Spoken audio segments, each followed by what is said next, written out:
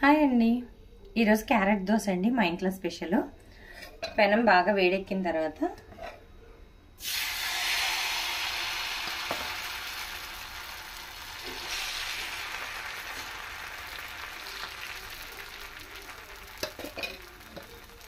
ఇలా అట్టు వేసుకొని దాన్ని పిండి మొత్తం ఉడికిన తర్వాత కొంచెం ఇలా అట్టు మొత్తం వేసుకోండి.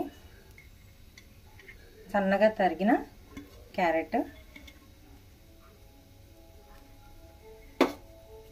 వేసుకొని కొంచెం ఆయిల్ వేసుకోండి. క్యారెట్ కూడా పచ్చివాసన పోయేదాకా ఉడకనివ్వాలి. అట్టని మనం ఇలా ప్రెస్ చేయండి పడిపోకుండా.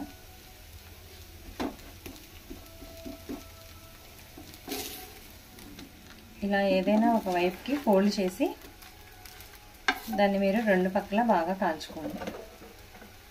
ఈ విధంగా రెండు వైపులా కాల్చుకున్న తర్వాత సర్వింగ్ ప్లేట్లో తీసుకొని మీతో నంచు తింటే చాలా టేస్టీగా ఉంటుంది.